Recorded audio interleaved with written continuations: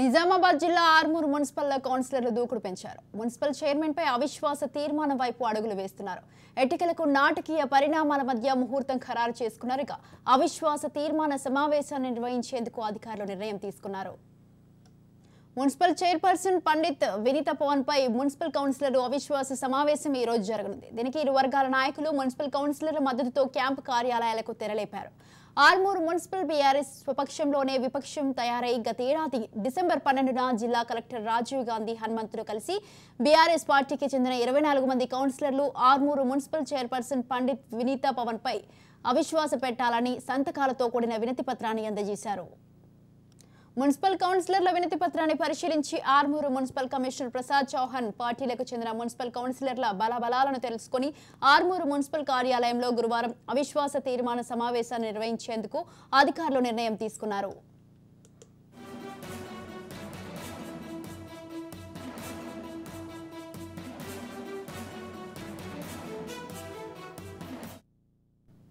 నిజామాబాద్ జిల్లా ఆర్మూరు మున్సిపల్ కౌన్సిలర్లు దూకుడు పెంచారు. మున్సిపల్ చైర్పర్సన్ పై అవిశ్వాస తీర్మానం వైపు అడుగులు వేస్తున్నారు. ఎన్నికలకు నాటకీయ పరిణామాల మధ్య ముహూర్తం ఖరారు చేసుకున్నారు. అవిశ్వాస తీర్మాన సమావేశాన్ని నిర్వహించేందుకు అధికారులు నిర్ణయం తీసుకున్నారు. రైట్, ఈ విషయంపై పూర్తి సమాచారాన్ని అందించడానికి మా ప్రతినిధి కిషోర్ ఫోన్ లైన్ లో ఉన్నారు. కిషోర్,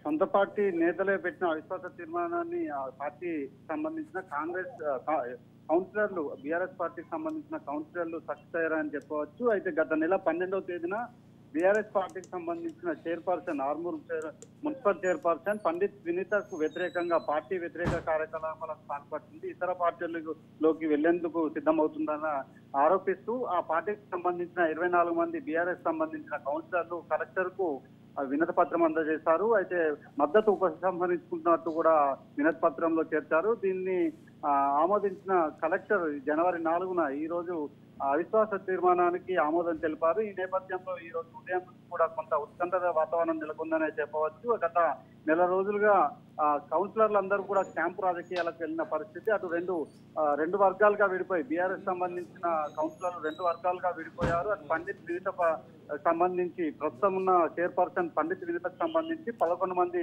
మద్దతుదారులు ఒక క్యాంపుగా ఏర్పడి ఇతర చోట ఉన్నారు. అయితే మిగతా ఎవరైతే 20 మంది కౌన్సిలర్లు ఉన్నారో బీఆర్ఎస్ పార్టీకి సంబంధించిన కౌన్సిలర్లు చైర్పర్సన్ కు వ్యతిరేకంగా ఓటు వేసినట్టు కూడా తెలుస్తుంది.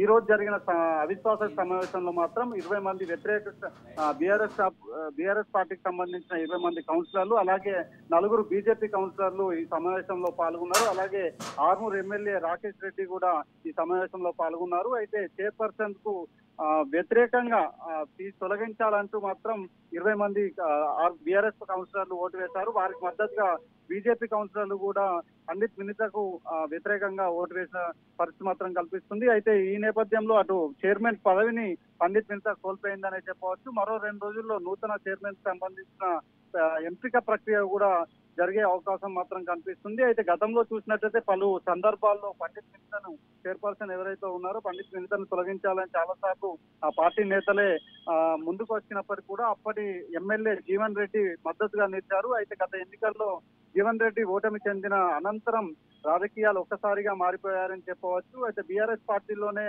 ముసలం మొదలైందని చెప్పవచ్చు. పార్టీకి సంబంధించిన కౌన్సిలర్లు 2 వర్గాలుగా విడిపోయి ఒక వర్గం సంబంధించి 30, మరో వర్గం సంబంధించి 10 మందిగా విడిపోయారు. ఈ ప్రస్తుత చైర్పర్సన్ గా ఉన్న వినీతకు 10 మంది మాత్రమే మద్దతు తెలిపారు. ఈ నేపథ్యంలో వినీత వర్గానికి సంబంధించిన 10 మంది కౌన్సిలర్లు ఎవరు కూడా ఈ సమావేశానికి రాలేరని చెప్పవచ్చు, డుమ్మా కొట్టారని చెప్పవచ్చు. అయితే వ్యతిరేకంగా ఎవరైతే అవిశ్వాసానికి మద్దతు తెలిపారో అవిశ్వాసానికి మద్దతు తెలిపిన 20 మంది కౌన్సిలర్లు కూడా ఈ రోజు హాజరయ్యారు. 20 మంది కూడా అటు చైర్పర్సన్ కు వ్యతిరేకంగా ఓటు వేశారు. అలాగే దీనికి బీజేపీకి సంబంధించిన 4 కౌన్సిలర్లు కూడా మద్దతు తెలిపినట్టు కూడా తెలుస్తుంది. మొత్తానికి 24 మంది కౌన్సిలర్లు కూడా చైర్పర్సన్ తొలగించాలంటూ కూడా ఈ అవిశ్వాస తీర్మానంలో ఓటు వేశారు. దీంతో అటు ఆర్డీఓ ఎవరైతే ఉన్నారో ఆర్డీఓతో పాటు మున్సిపల్ కమిషనర్ కూడా దీనికి ఆమోదం తెలిపారు. దీనికి సంబంధించి నివేదికను అటు కలెక్టర్ కూడా పంపించనున్నారు. మరో 2 రోజుల్లో బీఆర్ఎస్ పార్టీకి సంబంధించిన మరో కౌన్సిలర్ని ఎంపిక ప్రక్రియ జరిగే అవకాశం మాత్రం కనిపిస్తుంది. Right, thank you Kishore, thanks for the details.